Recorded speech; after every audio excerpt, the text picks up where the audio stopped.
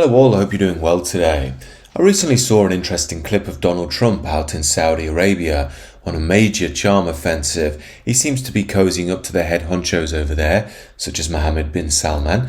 And I wondered why. This is unusual for a US president. Maybe he's noticed that the geopolitics of the world is changing, that America is going to have to make new friends. Maybe this is a sign that Saudi Arabia is now part of the globalist elite too.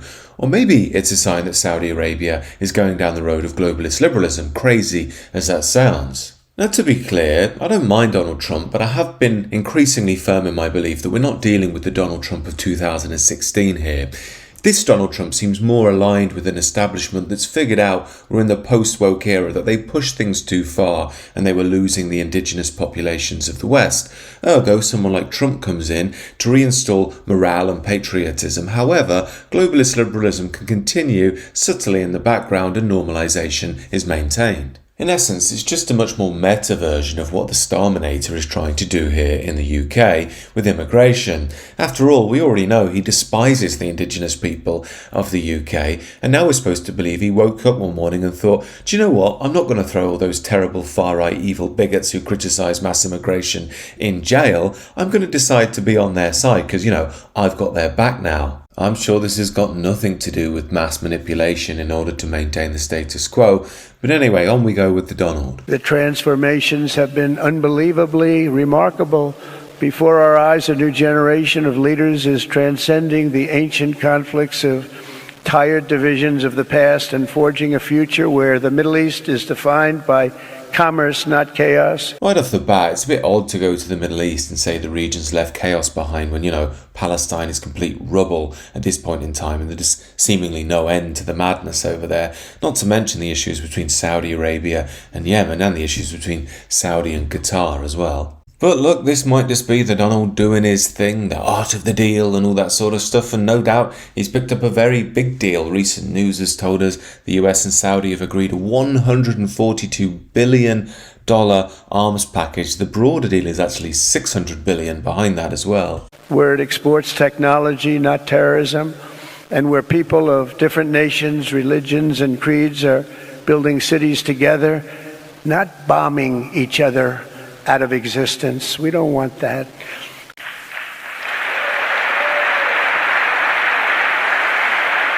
I just wanted to leave that play a little longer to see the response of Mohammed bin Salman. He's the de facto ruler of Saudi Arabia. Now, I thought this was interesting because Trump is making a very Western liberal case here. People and creeds coming together from all around the world to build a better tomorrow as one. Now, as those of us who live in modern Western nations know and have been bombarded by this rhetoric for the past 20-30 years, these lovely sounding liberal messages on the surface don't tend to pan out like the utopia they so promise in reality. And all of this does make me wonder, what is the Donald up to here?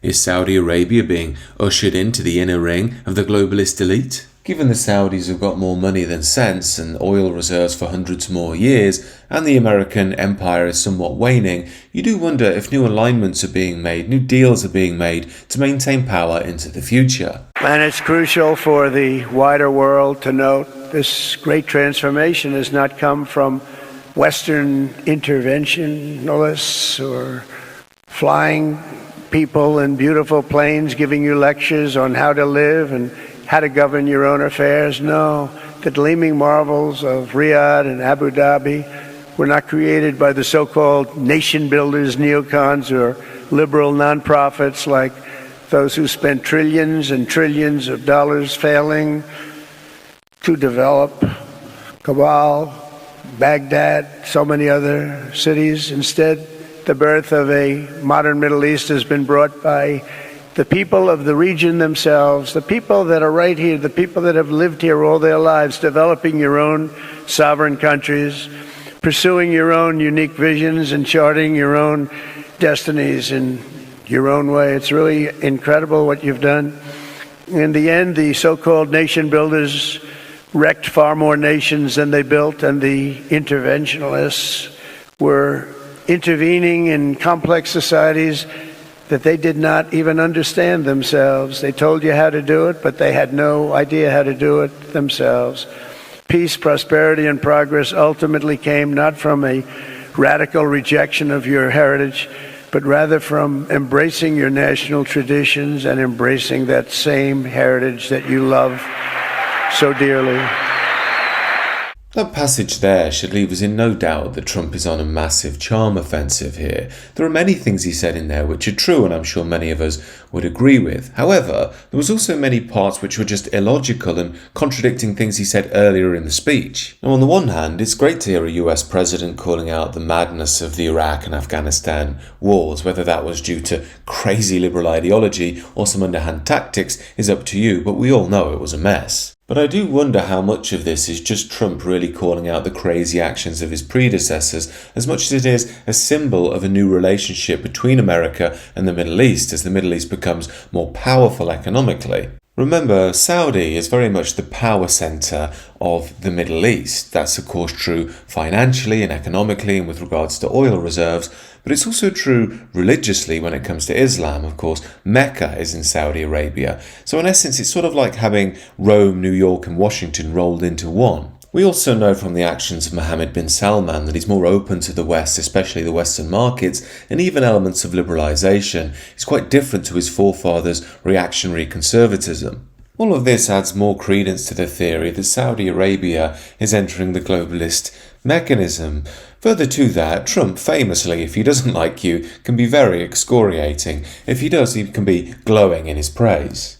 And this was very much on display when Trump was warmly talking about how the Middle East has raised itself up via its own ingenuity and heritage, despite only a moment before saying how it had done so by welcoming people from the world, but never mind about that contradiction. But then he went on to riff on a narrative that you normally hear from hardline Muslim types who like to argue on Twitter about how cities in the Middle East, Muslim cities, are safe and prosperous and wonderful. And fair's fair, many of them are safe and prosperous and do put the state of some Western cities down to shame. Quite why modern Western cities are in a state is a video for another time. Maybe have something to do with mass immigration from the third world, but never mind that for now. But we should also ask, why are the Middle Eastern cities safe and prosperous? Well, we could say they're safe because, they'll chop your hands off if anybody messes around. But look, that's their way, fair enough. But Trump clearly states he thinks they're prosperous because of their own work and their own heritage. Now, I know perhaps he has to say that because he's got to strike a deal, but the reality is it's not true at all. The reality is the Saudis, the Emiratis, the Qataris and the rest of them wouldn't even know they were sitting on black gold if it wasn't for the Western world. And not to mention, even if they somehow had figured out how to drill oil, would they have created jet engines, car engines, plastics, the global market upon which to trade oil, stock markets and so on? The reality is they very likely wouldn't have. So despite the criticisms Western man gets in the Middle East, the reality is the prosperity they enjoy over there is built on his own inventions. Despite it being annoying watching some of these Middle Eastern leaders make out their prosperity is due to their own genius, there might be quite a big sting in the tail coming. Could it be that Saudi is going to find out, as the Western world did, that all of the dollar signs of potential power in the world may seem great on the surface, but in time it has the power to undercut your very tradition, your very people, and no matter how many arms you have, no matter how powerful you are on the global stage, the rot begins within. Now, given Saudi is the symbolic and literal epicenter of Islam in the Middle East, what happens there could be a marker for what happens to the rest of the Middle East and even to the rest of the State of Islam. So while on the surface Islam is going from strength to strength while the West is crumbling, we men of what was once Christendom have already been through the fall, and we're starting to embrace a reawakening, something deeper rooted, the tradition itself which teaches us who we really are. In essence, there might just be light at the end of the tunnel yet.